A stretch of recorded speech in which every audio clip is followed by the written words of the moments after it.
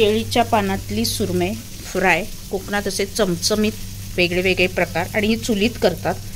हे पानासकट चुलीमध्ये ठेवलं जातं आणि निखाऱ्यावर भाजली जाते ही मच्छी आणि इतकी मस्त लागते ना। वरून कांदा, चाट मसाला आणि कोथिंबीर।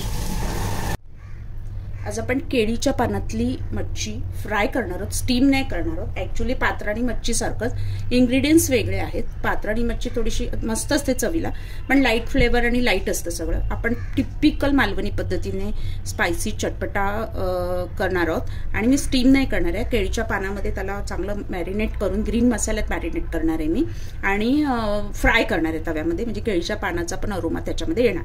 त्याच्यासाठी ही मोठी सुरमई घेतली आहे, मीठ लावलंय, स्वच्छ धुतलंय, मोठ्या तुकड्या आहेत आणि याला मोठी मच्छी असेल तरच ती चव चांगली अप्रतिम येते।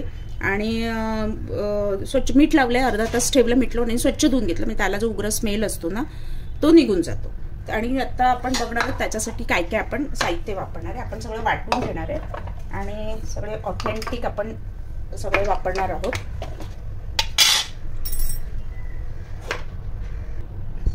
त्याच्यासाठी मी ओलं खोबरे घेतलंय, साधारण ही छोटी 1 वाटी। आता हे तुम्हाला किती हवं त्याप्रमाणे। या पोपटी मिरच्या आहेत तिखट कमीवाल्या, त्या 2 घेतल्यात आणि तिखटवाल्या 5 घेतल्यात। आता हे तिखटाचं प्रमाण कमी जास्त तुमच्या आवडीनुसार। आलं लसूण एक साधारण 1 इंच आलं आणि 1 लसूण कांदा, 1 चमचा बडीशेप, 1 चमचा धणे,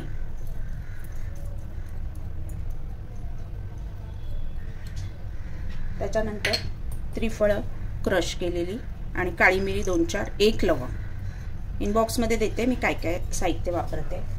कढीपत्ता अंदाजे 10-12 पान, कोथिंबीर 1 वाटी, पुदिना 1 वाटीला थोडा कमी।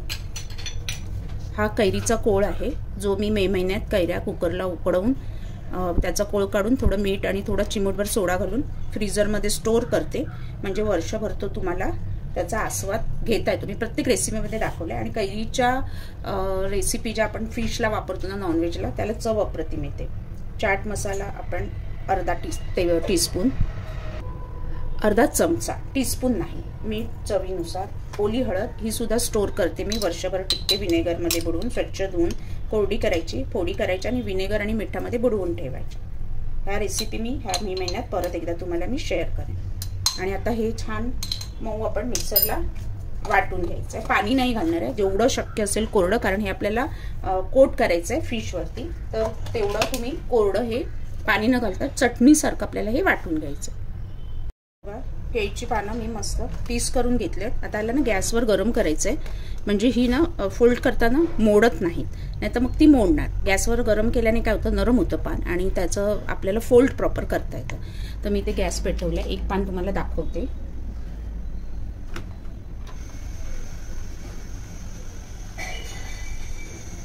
आणि हे आपण फिशला मसाला आपला लावून प्रॉपर फोल्ड करू। बघा नरम झालं पान, पानातला कडकपणा गेला। अशी सगळी पानं मी पहिली गरम करून घेते गॅसवर। पानं झालीत आपली सगळी गॅसवरती शेकून नरम करून। तर आपण चटणी जी वाटली आहे ती काढून घेऊया। मऊ बघा, फक्त एक टेस्ट करून बघा तिखट मीठ आणि बरोबर आहे का। कमी वाटलं तर थोडासा 1/2 चमचा लाल तिखट मसाला तुम्ही घालू शकता, कमी वाटलं तर। ॲक्च्युली हे मस्त झणझणीत स्पायसी आहे।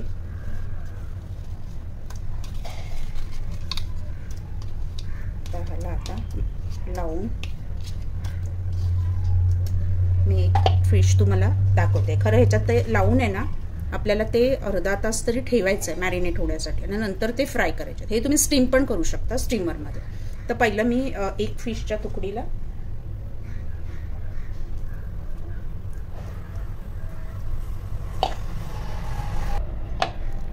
मसाला छान कोट करायचा आहे। थोडा जाड लेयर ठेवा, म्हणजे फिशची चव त्याच्यामध्ये मिक्स होईल।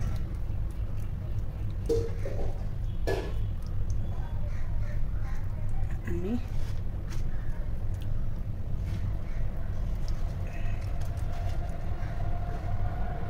प्रॉपर कोट करा.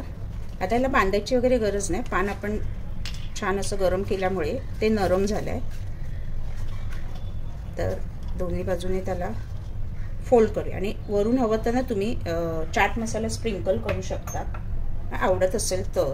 नाही तर मग स्टीम फ्राय झाल्यावर पण तुम्ही केला तरी चालेल. मी जर असा चाट मसाला स्प्रिंकल करते just for taste, additional taste, चटपटा टेस्ट. लाल तिखट पण वरून तुम्ही स्प्रिंकल करू शकता. आता ह्याला पण थोडंसं, खूप पान नको कारण ते फ्राय झालं पाहिजे ना म्हणून. आणि हे बघा, बस हे असे मी सगळे करून घेते आणि मग अर्धा तास ठेवणार आहे आणि नंतर मी फ्राय करणार आहे. तेव्हा मग फ्राय करताना मी दाखवते. रेडी झालेत सगळे. कोकोनट ऑइलमध्ये आपण फ्राय करणार आहोत. तुम्ही तुमचं जे रेग्युलर वापरत असाल त्याच्यात केले तरी चालतील. तेल छान तापलं.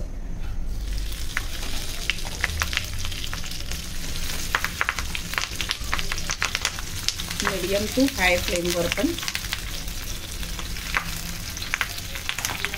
एक बाजू घेणार आणि दुसरी बाजू बारीक गॅसवर झाकण ठेवून एक 4-5 मिनिटं कुक करणार आहे.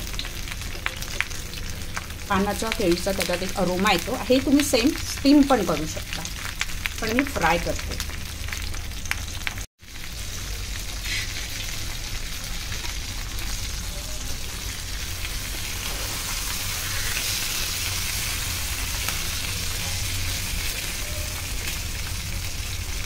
आता बारीक गॅसवरती आपण, आणि बारीकपेक्षा थोडा मोठा चालेल, एक 3 ते 4 मिनिटं स्टीम काढून घ्यायची दुसऱ्या बाजूने. म्हणजे ते फिश आतमध्ये छान कुक होतो. फिश असा पण लवकर कुक होतो आणि प्रॉपर असा तो ऑइलमध्ये फ्राय प्लस कुक असा मस्त ऑथेंटिक टेस्ट येणार त्याची.